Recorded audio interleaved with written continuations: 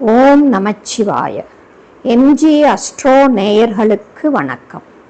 மே 30 வைகாசி விசாகம் வருகிறது. முருகப்பெருமானுக்கு சிறந்த நாளாக வைகாசி விசாகம் கொண்டாடப்படுகின்றது. இந்நன்னாளில் சிவபெருமானின் நெற்றிக்கண்ணில் இருந்து தீப்பொறியாக உருவாகி சரவண பொய்கையில் 6 தீப்பொறிகளாக விழுந்து அத்தீப்பொறிகள் 6 குழந்தைகளாக உருவாகின்றன.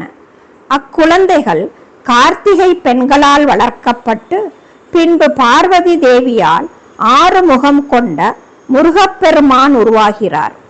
இந்நன்னாளில் முருக பக்தர்கள் பால்குடம் எடுத்து அறுபடை வீடுகளிலும் சிறப்பு பூஜைகள் செய்வார்கள். நாம் நினைத்த வேண்டுதல்கள் நடக்கும் என்பது ஐதீகம். வைகாசி விசாகத்தன்று தான் கௌதம புத்தர் பிறந்த நாளாகவும் கொண்டாடப்படுகிறது. போதி மரத்தடியில் ஞானம் பெற்றதும் வைகாசி விசாகத்தன்று தான்.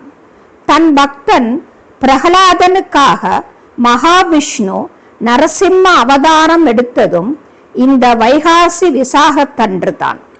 வைகாசி விசாகம் இத்தகைய சிறப்பு வாய்ந்த நன்னாளாகும்.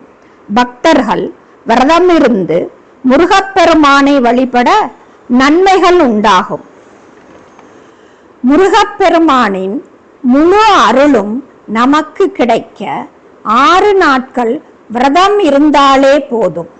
மே 25 முதல் மே 30 வரை விரதம் இருக்க வேண்டும்.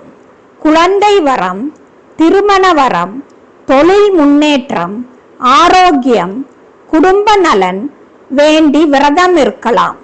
தினமும் காலை மாலை விளக்கேற்றி முருகனை வழிபட வேண்டும். பால், பழம், கல்கண்டு நெய்வேத்தியம் செய்யலாம். மேலும் இது போன்ற ஆன்மீக மற்றும் ஜோதிட தகவல்களை பெற இந்த சேனலை லைக், ஷேர் மற்றும் சப்ஸ்கிரைப் செய்யுங்கள்.